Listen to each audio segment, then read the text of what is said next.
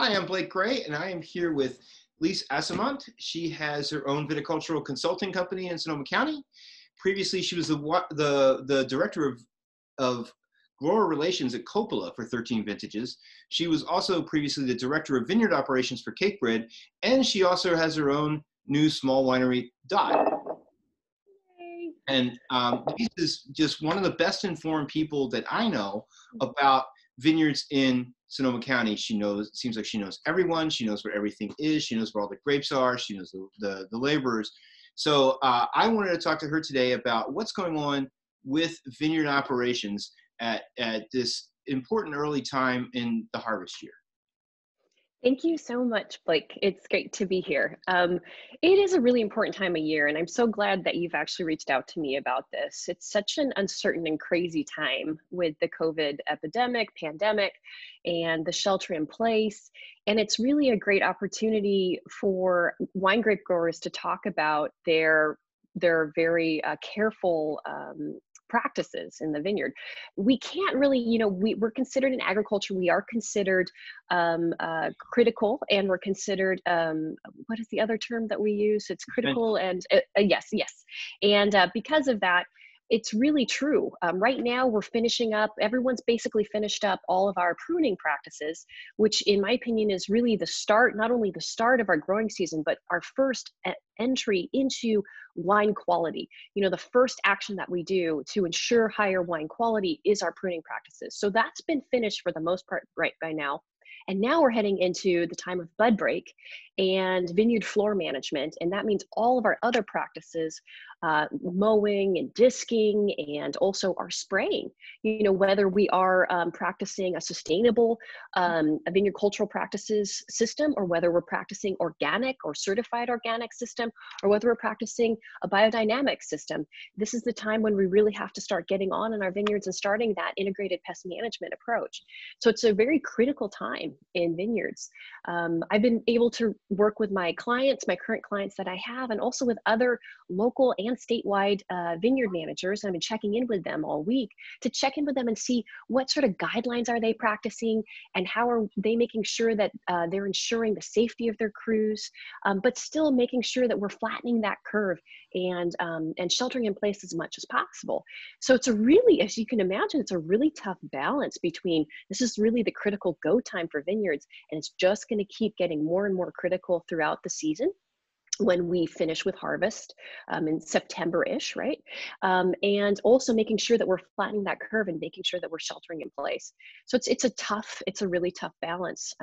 Also with regards to that, as I'm sure you are well aware, in the state of California with wine grape growing practices, labor is extremely precious. And we have to make sure that not only are we being as efficient with our labor as we can be, but making sure as well that that labor force is safe.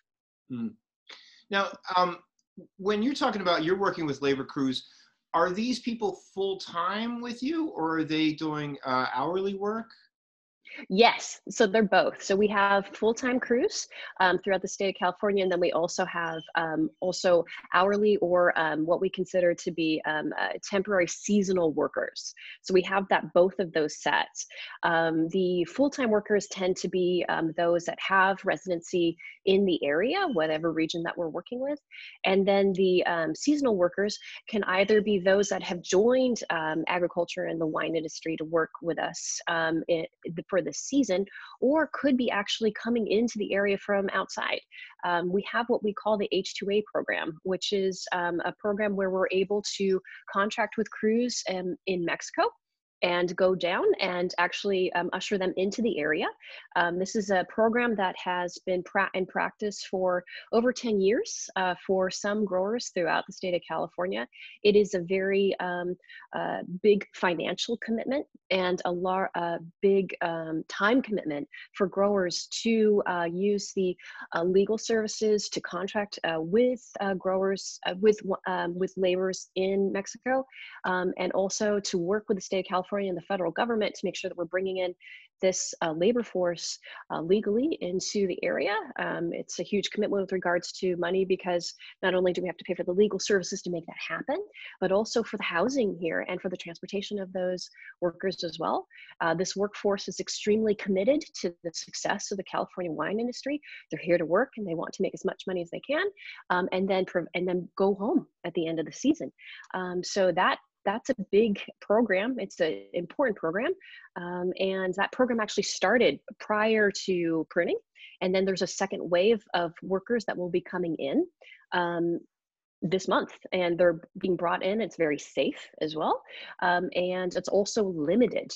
Some vineyard management companies contracted for more laborers to come in who had not been enrolled in this program, the H2A program prior. And those workers will not be granted their federal interview. So those extra workers we will not be getting this year. However, if we had a worker who was enrolled in the H2A program prior to this year, prior to 2020, such as a 2019 enrollee, we'll be able to bring them in. So if you can imagine, some vineyard management companies are very excited to get more workers to come in and do that big commitment to farming here, and we're not unable to bring them in. So that's kind of a bummer. I know that for the last few years, whenever I go up to Napa or Sonoma and I start talking to wineries, that the availability of labor is just always a huge issue. You know, you're competing, you're not just competing with other wine regions, you're competing with any kind of agriculture, you're competing with construction, and you're competing with the cannabis industry because they also need workers to clip buds. I mean, what is the scenario like now? Do you have any sense for what that competition is going to be like for just general laborers this summer?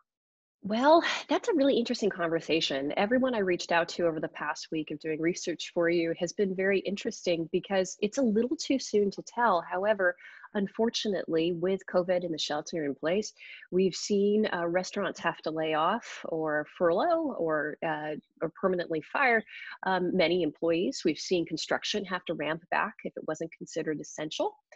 We've noticed that other industries as well are losing, and all the service industries had to furlough or fire or lay off permanently their workforce. We're not sure if we're going to be getting an influx of additional labor opportunities from the situation. So that's really too soon to tell and a little premature. Also, if you notice, remember how I mentioned right now is go time, and we keep ramping up until we get to, about late May, when we really start doing a tremendous amount of hand labor and passes for canopy management.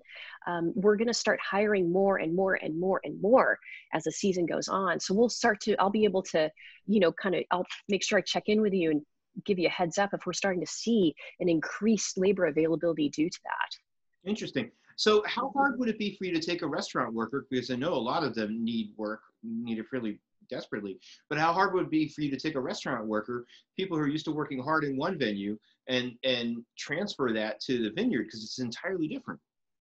It is entirely different, and also the environmental factors is very different as well. It's I know a lot of restaurant workers who work their tail off, and they're very hard workers, but they're also working in a climate controlled environment. Whereas we're talking about vineyards now, and it can be, right now, it's we could be on a frost day. We wake up and it's sub 32, and then it'll ramp up on warmer days, up above 65 degrees. So that's a really big diurnal temperature fluctuation that we're dealing with, and environmentally for your body to handle, it's tough. So I think that will be very challenging for people coming from a climate controlled environment, labor environment, to the outdoors. So that's going to be tough. Outside of that also is the fact that the current, our permanent crews are very, very skilled, very well trained, and have been through several vintages, and also have a diversification of skill set. So we have our permanent labor force. Some people in there are tractor drivers, some of them are machinists, but those folks who are highly skilled in that capacity technology, also understand to varying degrees grapevine physiology, and also, the best ways in which to prune, and how to approach canopy management, and how to be efficient, and, how to protect their bodies when we're working out for long hours throughout the day and throughout the agricultural week. So kind of looking at that, that's going to be definitely a learning curve. However, before we start any activity in a vineyard, we gather everybody up, which is really challenging to do right now, Blake, because we have to make sure that everybody is practicing social distancing. So how we train before we go out and do an activity is going to be really critical, and that's an opportunity for people. But right now, as we're sort of seeing, vineyards throughout the North Coast and throughout the Central Coast as well, vary from a really tight bud. So I'm going to try to show like a tight bud like my thumb here, to now they may have as much growth as up to here, to the northern interior valley and the central interior valley. They're kind of out to here now. They're about this big. And so for those who will be using hand labor to go through and sucker, because remember, some regions, we don't necessarily sucker, or maybe fully mechanized in the interior valley. But for those areas that are actually doing that, we have to gather the crews, make sure everybody's socially distanced. We might have to do a couple sets of people for training in the morning before we set out.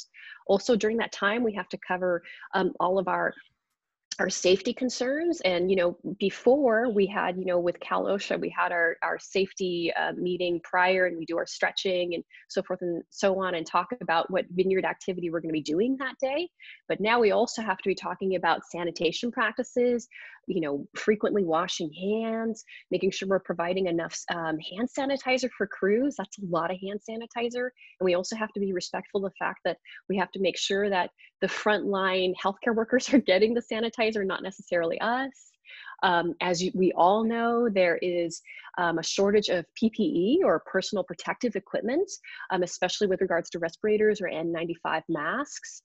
So we have to make sure that when we do need to use an N95 mask for, let's say, an application of a spray product, whether that's sulfur or whether that is a fungicide, that we're making sure that we're only using that mask when it's utterly necessary and not necessarily wasting through them. So a lot of my vineyard management buddies right now are taking massive inventories of what PPE they have and making sure they ration it out.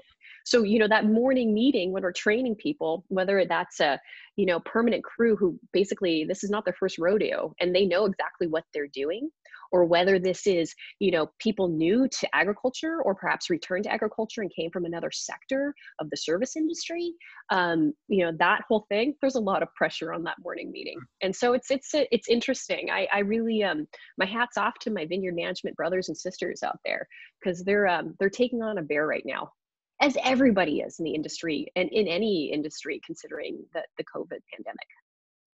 You mentioned mechanical harvesting. I imagine that more vineyards might try to convert to mechanical vine tending this year if they can. I certainly hope so. It's interesting. There's been some seemingly slower adoption of technology and of mechanization with the higher end programs. So the lower price point programs, out of a necessity, because to make sure that you're giving yourself that return per acre on your lower price point product, the adoption of technology mechanization was seemingly faster. And I'm saying that with like a big, like I'm winking at you right now. It was fast, and the wine grape, in my beloved wine grape industry, I truly believe that our adoption of technology has been much slower than my brethren in the rest of agriculture, especially for annual crops, soybeans and corn and row crops and so forth and so on. I feel that their adoption to technology was much faster and complete, and is a continuing dynamic process. Where the wine grape industry, we are, and especially the fact that we're working with a perennial crop, so we can't necessarily wipe the slate clean like an annual crop and kind of recreate the soil conditions and then plant that year's crop and kind of come up. We're working with pre-existing organisms that can be in fields for as long as right now 30 years, but there are older vineyards out there over 100 years old. So when we're looking at that kind of system, it's a bit tougher to adopt technology, but given those circumstances, it's interesting that our wine grape industry has been very slow, in my opinion, to adopt mechanization, especially at the higher price points.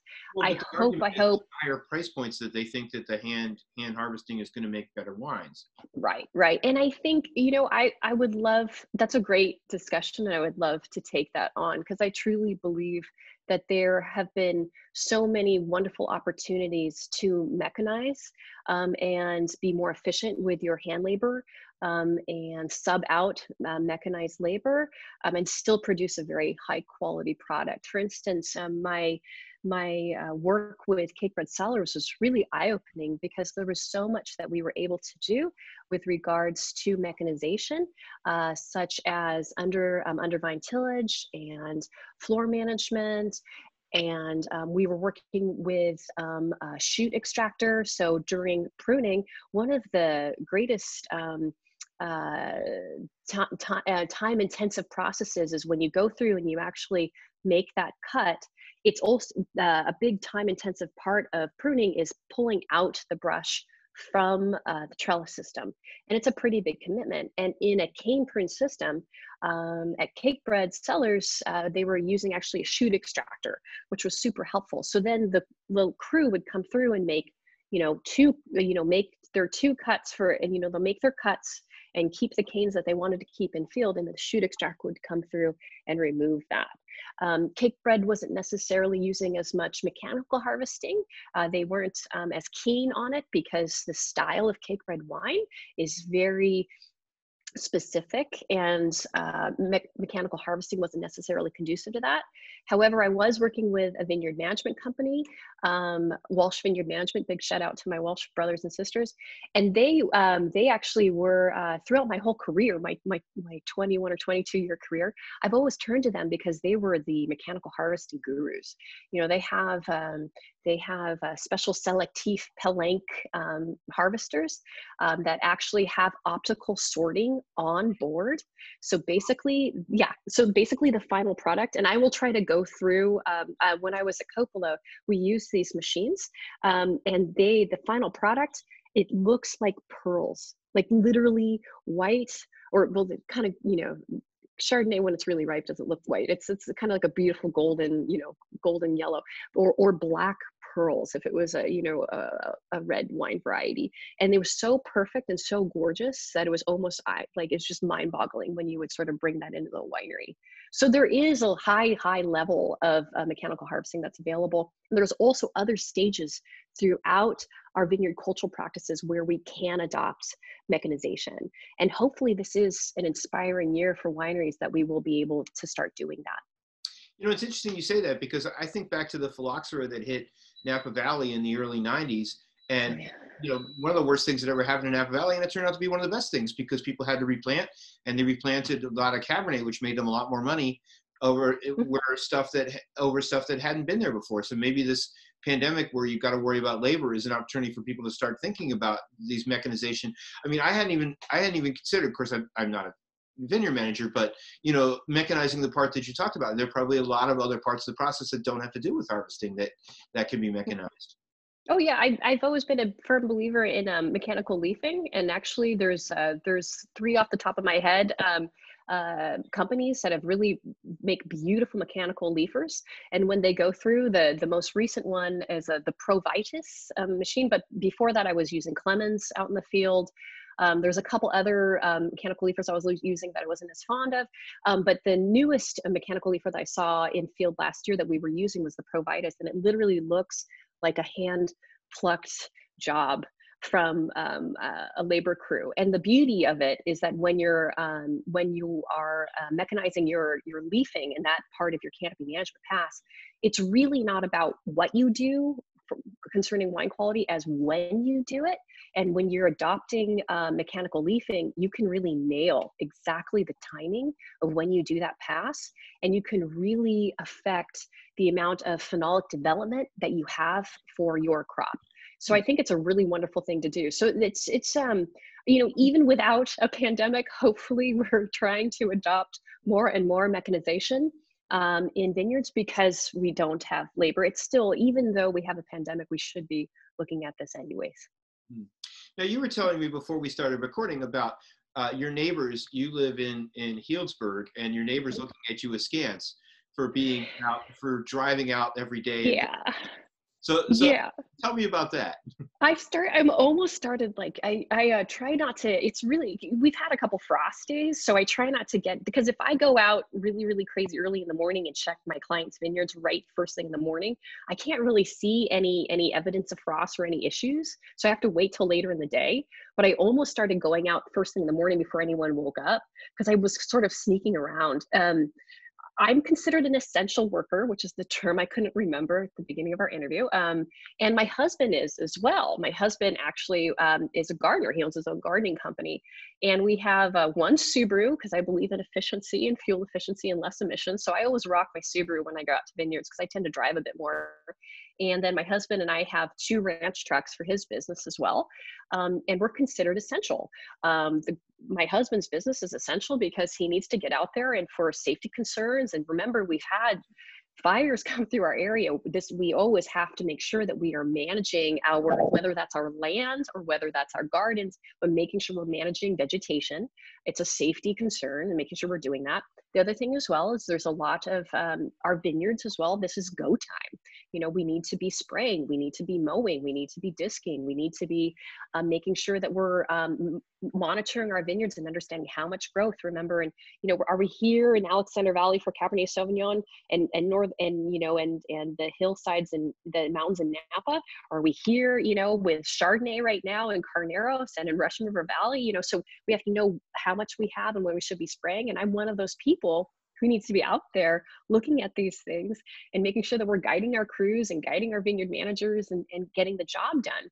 If I decide to not go out there, and not guide people in what we need to be doing, then the ball gets dropped and vineyards fail and wine does not get made. And believe me, just because we have a pandemic doesn't mean that nature has stopped. In fact, some people believe it's going to ramp up because there's potentially less atmospheric pollution, but that's a whole other thing that would be a whole nother session for us. So it's kind of funny because I feel very, very insecure when I leave the house in the morning and get out there and work and come back. When I'm out there, if I'm in public, if I'm in a vineyard, I'm not wearing a mask, to be honest. But if I am in proximity to a crew or any workers, I put my mask on. I use a fresh mask every day. I launder my masks in hot water and the dryer every day. And so does my husband. If I am out in a vineyard alone though, and I don't have a client nearby or a vineyard manager nearby or any crews, I'm probably not wearing a mask because they're kind of hard to huff up and down hills. And you're wearing the mask and you feel like you're going to pass out because you can't get enough oxygen. I wear gloves when I'm in public. I carry a homemade bleach spray, and rags, and I launder them frequently, and I wash my interior of my car down and the trucks down. And then, and so we're practicing as much as we can. I practice social distancing. I never get close to anybody. So I've been very careful, but it is really, I'm a little insecure, and I think a lot of my buddies too feel very cooped up. And I don't, because when I do feel cooped up, I have to head out to one of my clients' vineyards and I'm in the fresh air and it's beautiful. And then I feel guilty. So it's a really, I'm a mom too. So, you feel so guilty. The other thing as well though, is I'm extremely careful.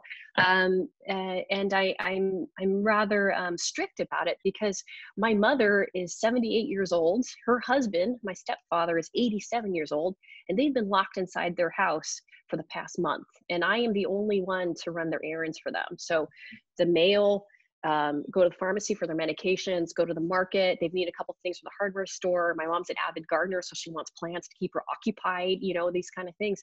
If I go down, I bring it, if I become a carrier, I bring it to them. So I have to be very careful. Mm.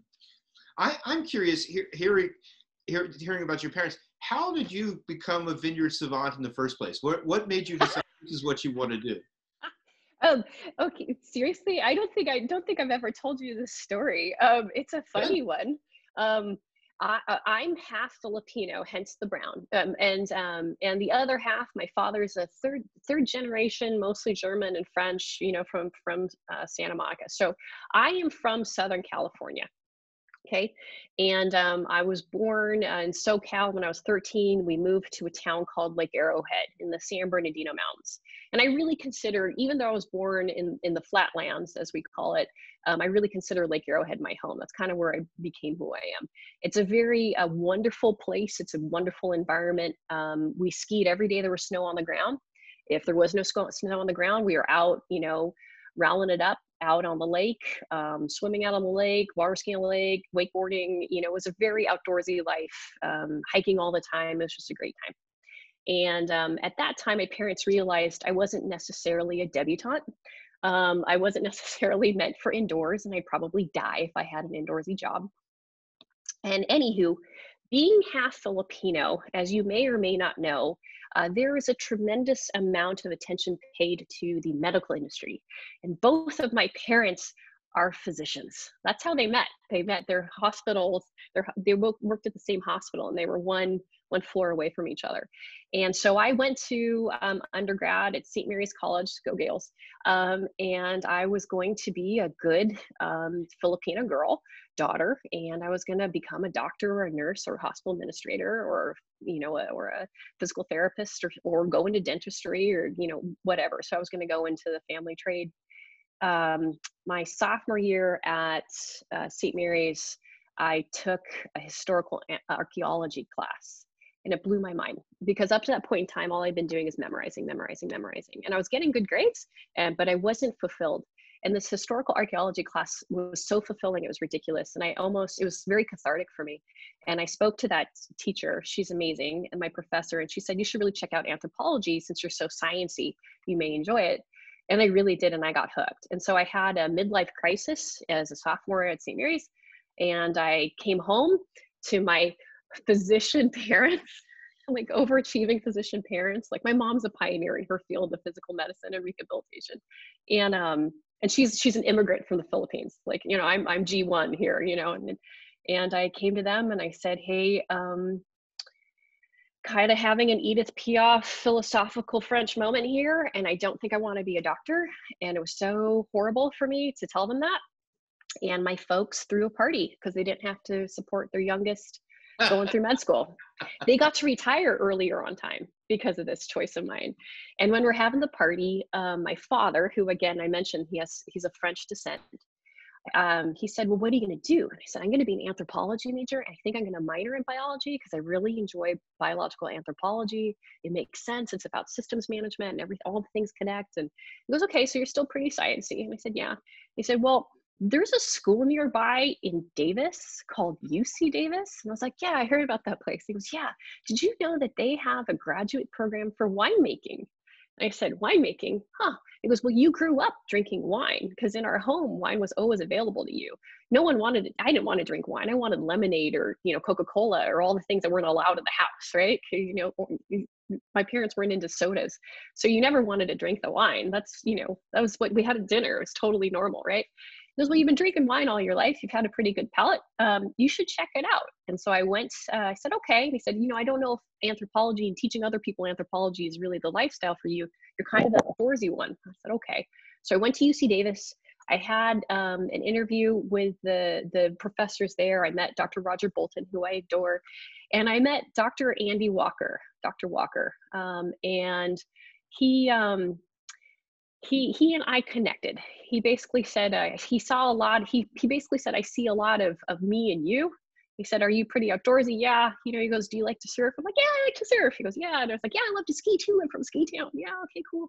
He goes, okay. And I was like, my parents are doctors. And I believe his parents were doctors as well. And he said, okay. He goes, yeah, all right. So you should really check out viticulture. So I did a quick internship for Bruce Cousins at Armida Winery in the Russian River Valley.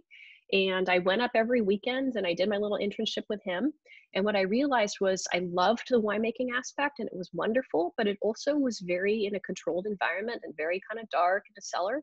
And I loved any time I got to go out to the vineyard. And so I applied for the UC Davis master's program. I was accepted. Dr. Walker made me one of his graduate students, and I did an awesome thesis for him and project for him on rootstocks and the resistance to subspecies of Meloidogyne incognita, root knot nematodes, and I fell in love. So it was my first true adult love was viticulture. Good. So, Well, and that's why I'm a med school dropout. yeah, that's a great story. Thanks for sharing it. And Got it. before we finish, tell me about Dot Winery. Oh, Dot. Okay, so here's my baby. So we started making, my husband and I started making Dot in 2016, and it's just very simple. And I think everything comes up backwards. So I think you're going to see this as backwards, but it's DOT. It has a little splat mark. And basically, this was a little bit of a challenge between a husband and a wife. My husband was tired of me constantly criticizing the Pinot Noirs that he kept presenting to me. And he said, fine, Miss Princess, Miss Wine Industry, you make a Pinot Noir that you love. And I said, all right. So it's a super vain program that we started. But the reason why we call it Dot is because I'm a viticulturist in making a wine. And so how it's basically pure form and function. The Dot itself is a very pure form. And that was the intention of this wine, to represent the vineyard that we were working with. In this case, we started with the Lolita vineyard, farmed by Pam and Lee Jr. Martinelli in Forestville, California, in Russian River Valley, Sonoma County. And to take those grapes from this beautiful vineyard and to translate them perfectly into the bottle. But I don't know if you noticed, but I'm going to pull it up kind of close here. Nobody's perfect, so the Dot is spotted. And I love that. Wine is often most delicious about it. It's this wonderful way of saying, no matter how no matter how well intentioned you are, you're never going to be perfect. So it's this sort of, dripping Dot, and that's how we sort of did it. So we started with Lolita, and then we started making a rosé. So here's the rosé, and I love the color. I don't know if you can tell the color, but I'm really picky about rosé colors. I don't like them being bubblegum pink. I think they should have a bit of a tint of copper penny to them. Then they're truly beautiful and phenolically significant. And then we started working with another vineyard that Lee Martinelli Jr. was farming, called Lyric as well. And so we're building up. It's pretty exciting. Cool. All right. Well, Lise, thank you for chatting with me today. It's been great talk. It's always great talking to you. It's been great talking to you on Zoom. So I really appreciate you joining me. Hey, and be well. Thanks. You too.